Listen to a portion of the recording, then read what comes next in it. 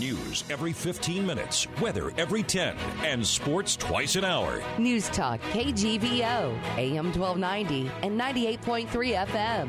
You're listening to Montana Morning with Peter Christian. Missoula police gather to remember the fallen. Good morning, this is John King filling in for Peter Christian, who's taking some vacation today. Your newscast brought to you by First Montana Bank, your home for free Centennial checking plus unlimited cash back every time you use your debit card. Online at firstmontanabank.com. A soft spring evening in Missoula was populated by hard men in uniform. As the Missoula Law Enforcement Memorial took place at Rose Park last night, hearts were heavy over the loss of a brother officer on Tuesday as Broadwater County Sheriff's Deputy Mason Moore was shot and killed by two men who were eventually captured after a firefight just outside of Missoula. Sheriff T.J. McDermott expressed his feelings before the ceremony began. The tragedy that happened in Broadwater County with the loss of the deputy sheriff truly struck all of law enforcement across the state. The ending of that incident here in Missoula County involving multiple agencies, multiple officers and deputies just was a reminder of how dangerous our job is and how at any moment a law enforcement officer could be engaged in a situation where they could lose their life.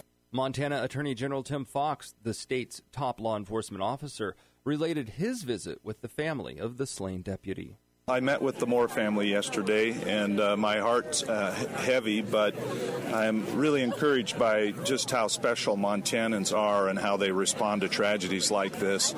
This event here tonight, all of the outpouring of support across the state, Montanans are special people. The last Missoula law enforcement officer to die from an incident in the line of duty was City Police Sergeant Robert Heinley, who died on February 12, 2010 from complications caused by a gunshot wound. He was just 47. A private funeral service for Deputy Moore will be held on Tuesday in Belgrade.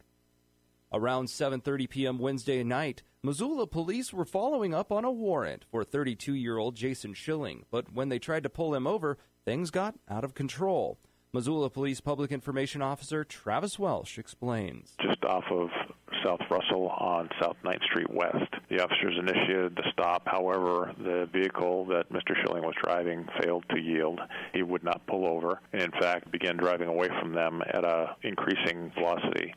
The officers articulate that he was operating in excess of 60 miles an hour. Mr. Schilling turned down an alley in the 2300 block of South Avenue, where he pulled into a parking area behind a residence and struck a trailer. During that chase, Schilling is accused of committing multiple traffic violations, including driving in the wrong lane and through stop signs. The chase didn't even end after Schilling crashed into the trailer. He then jumped out and attempted to flee on foot, and he was eventually apprehended around the 2300 block of Eden Street after he had gone through the yards in an attempt to continue to flee from the officers. He is currently in custody and facing several charges as a result. The two most serious are criminal endangerment and felony escape, which are both felonies. All in all, Schilling is facing 11 charges, along with the two felonies mentioned by Welsh. Schilling's also facing 4 misdemeanors, 3 traffic violations, and 2 others based on a prior offense. An investigation is underway after a man's body was found at the bottom of a mine pit in southeastern Montana. An employee at the Rosebud mine near Colstrip found the body Thursday morning, and foul play is not suspected. An autopsy is planned for Friday. Fulton says it doesn't, that'd be Rosebud County Sheriff Alan Fulton told the Billings Gazette that it doesn't appear to be an employee, though, and investigators have an idea of who it might be. The body has been there for a while. The Department of Interior sent out a press release yesterday detailing future management plans for the National Bison Range north of Missoula. U.S. Fish and Wildlife Service spokesman Ryan Mooring explains. Well, the Department of the Interior has reviewed the U.S. Fish and Wildlife Service's proposal for management of the National Bison Range and determined that it will remain under ownership of the Fish and Wildlife Service. Mooring says the decision came down from Secretary Ryan Zinke. Secretary of the Interior Ryan Zinke has stated, quote, I took a hard look at the current proposal suggesting a new direction for the National Bison Range and assessed what this would mean for Montana and the nation. As Secretary, my job is to look 100 years forward at all of the Interior's resources. I recognize the Bison Range is a critical part of our past, present, and future, which is why I have changed course. Though announced Wednesday, the decision has been in the process for at least a month. This Sunday evening, NBC's Dateline program will feature the homicide of Kalispell resident Nicole Waller that occurred back in 2013. Chief Prosecutor for the Montana Attorney General's Office, Brant Light, said Waller went missing on Valentine's Day, and her body was never found. Brant and his staff allege that Waller's boyfriend, Cody Johnston, murdered her and disposed of her body. He lied about where he was. We were able to cell phone tower analysis.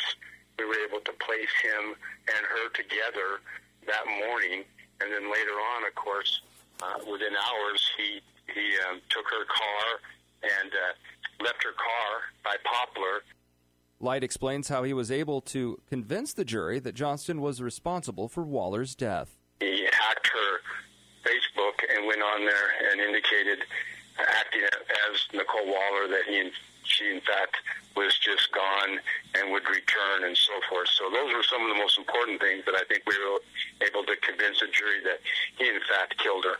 A deliberate homicide conviction was obtained October 20th, 2016, in Richland County. To this date, her body has never been found. The nation's two largest tobacco companies spent $147,000 during the first 3 months of the Montana legislative session to kill what would have been the state's first tobacco tax increase in 12 years. That's more than they spent lobbying the Montana legislature over the past decade, by the way.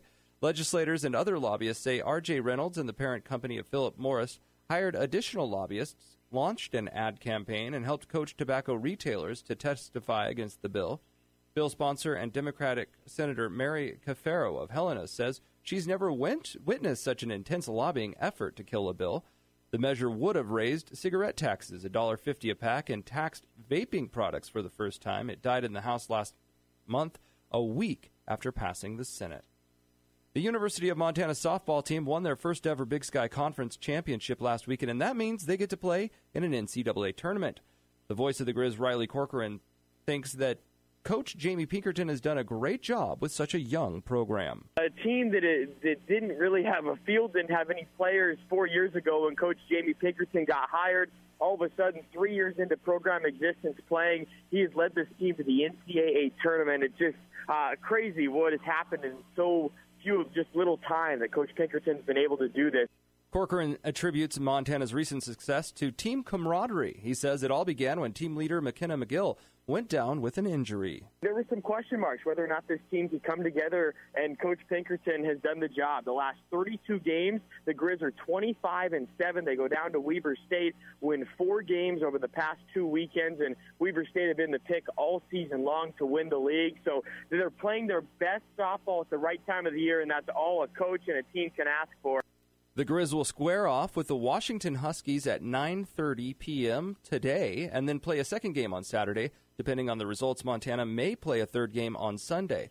All these games will air on our sister station, that's AM 930 KMPT. So it's pretty easy to remember. 9:30 p.m. this evening the game will start, and you can hear it on 9:30 a.m. Got it? 9:30 p.m., 9:30 a.m. There you go.